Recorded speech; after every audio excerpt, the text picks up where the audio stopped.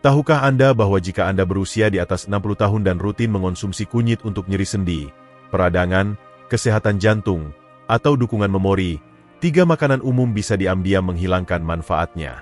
Ini bukan makanan langka atau eksotis. Mungkin ada di kulkas, dapur, atau bahkan di piring Anda sekarang. Saat dikombinasikan dengan kunyit, makanan ini tidak hanya melemahkan kekuatan penyembuhannya, tetapi juga bisa memicu peradangan, mengganggu pencernaan, dan menghapus dukungan yang Anda harapkan. Artinya, rempah emas yang Anda percayai, baik dalam teh, smoothie, atau suplemen, mungkin tidak bekerja seperti yang Anda pikirkan. Bahkan, bisa saja diam-diam menghambat kemajuan tubuh Anda. Tapi ada kabar baik.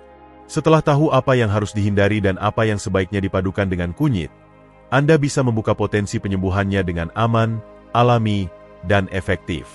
Dalam panduan ini, temukan 3 makanan sehari-hari yang meningkatkan kekuatan kunyit. Lalu pelajari 3 bahan yang bekerja melawannya dan bagaimana perubahan kecil bisa membuat Anda merasa lebih baik, bergerak lebih mudah, dan menua dengan kuat. Mari kita mulai. Sebelum mulai, jika belum berlangganan, saya sarankan tekan tombol berlangganan dan nyalakan lonceng agar tidak ketinggalan tips kesehatan lainnya. Jika menikmati video ini, ketik 1 di kolom komentar. Jika tidak, ketik 0 agar saya tahu cara membuat konten yang lebih baik. 3 makanan yang membuat kunyit bekerja lebih baik. 1. Lada hitam, penguat penyerapan. Seiring bertambah usia, kita mulai sadar bahwa cara kita memberi nutrisi pada tubuh sama pentingnya dengan apa yang kita konsumsi. Untuk lansia yang menambahkan kunyit ke rutinitas harian, baik untuk sendi, kejernihan otak, atau mengendalikan peradangan, ada satu bahan sederhana yang sering diabaikan dan bisa mengubah efektivitas rempah emas ini. Lada hitam. Sekilas, lada hitam mungkin hanya bumbu biasa, yang kita taburkan pada sup atau telur selama puluhan tahun tanpa banyak pikir. Tapi di dalam butir hitam kecil itu, ada senyawa alami kuat bernama piperin. Studi ilmiah menunjukkan senyawa ini meningkatkan penyerapan kurkumin, bahan penyembuh aktif dalam kunyit, hingga 2000%. Ya, 2000. Itu bukan trik pemasaran. Itu biologi. Kurkumin sendiri sulit bertahan di sistem pencernaan manusia. Tubuh kita, terutama saat menua, tidak selalu efisien menyerap nutrisi. Mereka bergerak lambat, bereaksi berbeda, dan sering membiarkan senyawa bermanfaat lewat tanpa digunakan. Tapi saat kurkumin dipadukan dengan piperin, sesuatu yang luar biasa terjadi. Ia menjadi bioavailable. Artinya, ia tidak hanya masuk ke tubuh, tetapi bertahan, beredar, dan bekerja di tempat yang paling dibutuhkan. Ini sangat penting bagi lansia yang mengelola peradangan kronis, nyeri sendi, atau kabut memori.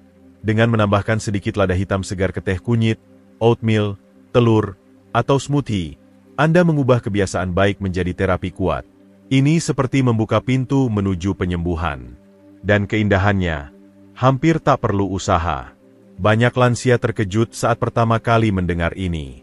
Hanya sejumput lada, tanya mereka. Ya, hanya itu yang dibutuhkan. Tapi lada harus digiling segar, bukan yang sudah lama dipengocok, kehilangan potensinya. Lada segar mengandung lebih banyak piperin aktif dan jauh lebih baik membantu tubuh menyerap kunyit. Jika Anda mengonsumsi suplemen kunyit, periksa labelnya. Formula berkualitas tinggi sering menyertakan piperin atau bioperin, ekstrak terkonsentrasi. Tanpanya, bahkan suplemen kunyit terbaik mungkin tidak bekerja seperti yang diharapkan. Pada akhirnya, lada hitam lebih dari sekadar bumbu. Ia adalah katalis, pembantu diam yang membuat penyembuhan kunyit lebih jauh dan dalam. Ini langkah kecil dengan hasil besar, terutama saat Anda berinvestasi pada kesehatan, satu pilihan pada satu waktu. Tapi kunyit punya pasangan lain yang sama pentingnya, bukan rempah, melainkan sesuatu yang kaya, bergizi, dan esensial untuk penyerapan kurkumin, lemak sehat. Mari kita lihat lebih dekat. Jika Anda masih menonton dan merasa wawasan ini membantu, silakan komentar nomor 1 di bawah untuk memberitahu saya Anda bersama saya. Sekarang, mari ke poin kedua.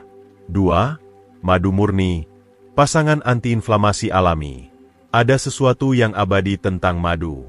Jauh sebelum resep dokter, leluhur kita mengambil hadiah emas dari alam ini untuk meredakan sakit tenggorokan, menyembuhkan luka, dan menenangkan pencernaan bermasalah.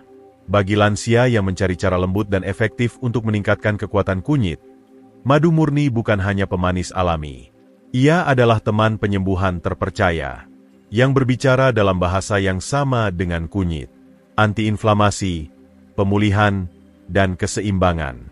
Yang membuat madu murni istimewa bukan hanya rasanya, tetapi profil kompleks antioksidan, enzim, dan nutrisi jejak yang mendukung kekebalan dan mengurangi iritasi di usus. Saat dipadukan dengan kunyit, sesuatu yang indah terjadi. Kehangatan rasa tanah kunyit bercampur dengan manisnya madu murni menciptakan sinergi kuat. Kombinasi ini tidak hanya meredakan peradangan di tubuh, tetapi juga lebih mudah diterima, terutama bagi yang kesulitan dengan rasa pahit kunyit. Tapi harus madu murni, tanpa filter, tanpa pasteurisasi, dan tanpa proses. Yang sering terlihat keruh, mungkin dengan sedikit serbuk sari masih mengambang di toples. Kekaburan itu tanda kehidupan. Artinya enzim masih utuh. Senyawa penyembuh masih aktif. Madu beruang di rak supermarket, jernih, cair, dan tahan lama. Biasanya dipanaskan dan disaring hingga tak lebih dari gula. Mereka mungkin manis, tetapi kurang mendalam dan bernilai obat seperti madu murni hidup. Bagi lansia yang mengelola nyeri sendi, kelelahan, atau kekebalan rendah, menggabungkan kunyit dan madu murni bisa menjadi ritual harian yang lembut, yang mendukung tubuh tanpa membebaninya. Aduk sesendok kecil kunyit ke air hangat, bukan mendidih. Tambahkan 1 sendok teh madu murni dan minum perlahan, atau campur keduanya ke teh herbal di malam hari sebagai cara menenangkan. Beberapa bahkan membuat sendok emas, pasta kental kunyit dan madu yang diambil langsung dari sendok seperti tonik. Ini bukan sekadar obat rumahan. Ini kebiasaan yang menyehatkan tubuh dan menenangkan jiwa. Tentu saja, jika Anda mengawasi gula darah atau mengelola diabetes, bahkan gula alami seperti madu harus digunakan dengan hati-hati. Tapi dalam jumlah sedang, hanya 1 sendok teh sehari, madu murni bisa menawarkan manfaat nyata yang terukur. Ada sesuatu yang menenangkan tentang beralih ke alam untuk penyembuhan. Madu, seperti kunyit, membawa kebijaksanaan berabad-abad. Ini mengingatkan kita bahwa tidak semua obat harus datang dalam botol, dan bahwa kadang-kadang obat terbaik adalah yang terasa seperti perhatian itu sendiri. Tapi sementara makanan ini membantu kunyit bersinar, ada juga barang sehari-hari di dapur yang bisa melakukan sebaliknya, diam-diam menghalangi manfaat kunyit atau bahkan menciptakan masalah baru bagi tubuh Anda. Di bagian kedua, kita akan menjelajahi 3 makanan yang tidak boleh dikombinasikan dengan kunyit oleh lansia dan alasannya mungkin mengejutkan Anda. 3. Susu olahan. Mengapa menghalangi kekuatan kunyit? Bagi banyak lansia, seiris keju pada telur, sedikit krim di kopi pagi, atau secangkir yogurt rasa buah terasa seperti kenyamanan. Itu tradisi. Itu keakraban. Itu jenis kegembiraan kecil yang kita izinkan untuk diri kita saat memasuki musim kehidupan yang lebih tenang. Tapi saat Anda mulai menggunakan kunyit untuk meredakan sendi, mempertajam memori, atau menenangkan peradangan, pilihan susu sehari-hari ini, terutama yang diolah, mungkin diam-diam bekerja melawan semua yang Anda coba capai. Susu olahan ada di mana-mana. Ada di irisan keju Amerika yang sempurna persegi, krim bubuk yang larut di cangkir kita, keju parut dalam kantong plastik yang bertahan terlalu lama, dan yogurt rasa buah yang berjejer di setiap kulkas toko. Yang tidak disadari kebanyakan dari kita adalah bahwa produk ini sering penuh dengan aditif, pengawet, gom, pemanis buatan, dan penstabil. Semua dirancang untuk membuatnya lebih nyaman, tahan lama, dan lezat. Tapi tubuh Anda, terutama yang menua, sering melihat bahan kimia tambahan ini sebagai iritan, bukan nutrisi. Saat Anda menggabungkan kunyit dengan susu olahan, 2 masalah terjadi. Pertama, pencernaan Anda terganggu. Bahan buatan ini memperlambat ritme pencernaan alami tubuh, membuatnya lebih sulit untuk memecah dan menyerap nutrisi. Itu termasuk kurkumin, senyawa aktif dalam kunyit. Kedua, beberapa protein susu bisa mengikat kurkumin, menguncinya sehingga tubuh Anda tidak bisa menyerapnya sama sekali. Anda pikir Anda melakukan sesuatu yang baik untuk diri sendiri, menaburkan kunyit pada telur orak-arik atau membuat latte kunyit dengan krim rasa, tapi itu mungkin tidak melakukan apa-apa. Dan inilah harga yang Anda bayar. Anda mungkin mengonsumsi kunyit setiap hari, percaya itu melindungi jantung, sendi, memori Anda. Tapi tanpa disadari, Anda menghalangi jalur penyembuhannya dengan setiap produk susu olahan yang Anda campur. Pekan berlalu, mungkin bulan, dan Anda masih merasakan nyeri di lutut, kekakuan pagi di tangan. Anda mungkin bertanya-tanya, apakah kunyit layak dicoba sejak awal? Tapi sebenarnya, bukan kunyit yang gagal. Itu apa yang Anda padukan dengannya. Itu tidak berarti Anda harus menyerah pada kehangatan minuman creamy atau kenyamanan sesuatu yang lembut dan kaya. Ada pilihan yang lebih baik, lebih lembut. Susu almond tanpa pemanis, susu oat, susu kelapa. Alternatif berbasis tanaman ini lebih mudah dicerna dan tidak akan mengganggu efek kunyit. Bahkan, beberapa membantu meningkatkan penyerapan saat digunakan dengan lemak dan rempah yang tepat. Tapi susu bukan satu-satunya bahan pokok dapur yang menghalangi kunyit. Bahkan, ada kategori makanan lain yang kita makan setiap hari, yang kita kaitkan dengan kesehatan dan kesegaran, yang mungkin lebih menipu. Bagaimana jika cuka dalam saus salad Anda diam-diam memecah kunyit sebelum tubuh Anda sempat menggunakannya? Mari kita lihat lebih dekat. 3 makanan yang harus dihindari saat mengonsumsi kunyit. 1. Susu olahan. Mengapa menghalangi kekuatan kunyit? Bagi banyak lansia, seiris keju pada telur, sedikit krim di kopi pagi, atau secangkir yogurt rasa buah terasa seperti kenyamanan.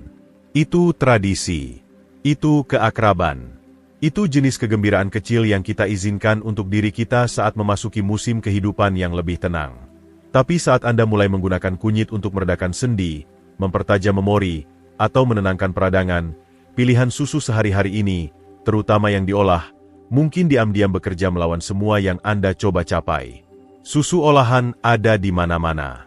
Ada di irisan keju Amerika yang sempurna persegi, krim bubuk yang larut di cangkir kita, keju parut dalam kantong plastik yang bertahan terlalu lama, dan yogurt rasa buah yang berjejer di setiap kulkas toko.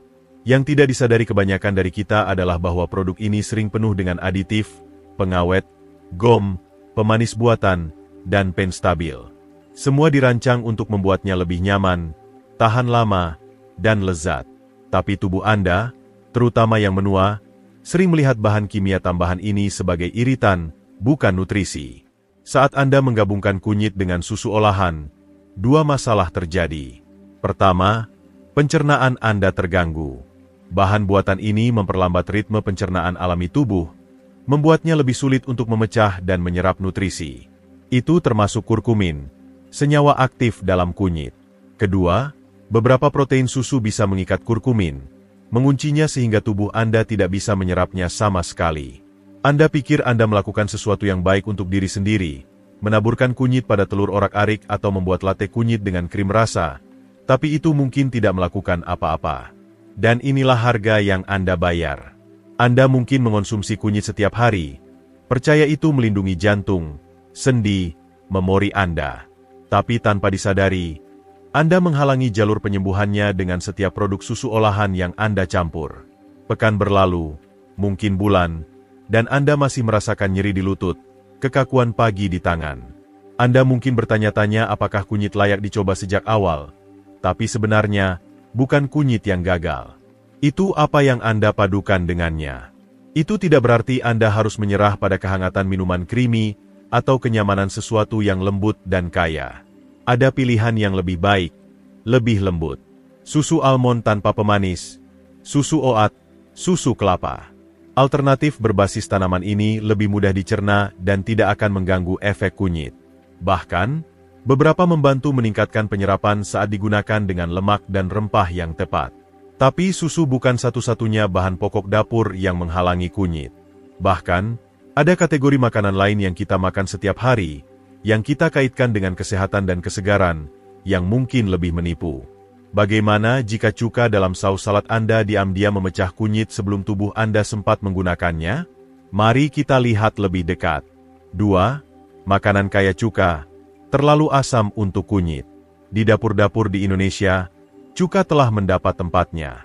Ada dalam saus salad yang dituangkan pada sayuran hijau, renyahnya acar di sandwich, kesegaran pada coleslaw atau marinasi. Rasanya seperti kesegaran. Bagi banyak orang, itu membawa kenyamanan nostalgia. Rasa piknik musim panas, makan siang keluarga, atau percikan cuka apel dalam segelas air untuk kesehatan. Tapi yang tidak disadari kebanyakan orang, terutama lansia yang menggunakan kunyit untuk penyembuhan, adalah bahwa makanan kaya cuka bisa diam-diam menyabotase manfaat kunyit, tak peduli seberapa murni niat Anda. Kunyit adalah senyawa sensitif. Kurkumin, agen penyembuh aktifnya, membutuhkan lingkungan yang relatif stabil dan mendukung untuk bertahan dalam pencernaan dan mencapai aliran darah. Ia tidak kebal. Saat kurkumin bertemu zat sangat asam seperti cuka, ia mulai terurai sebelum tubuh Anda bisa menyerapnya.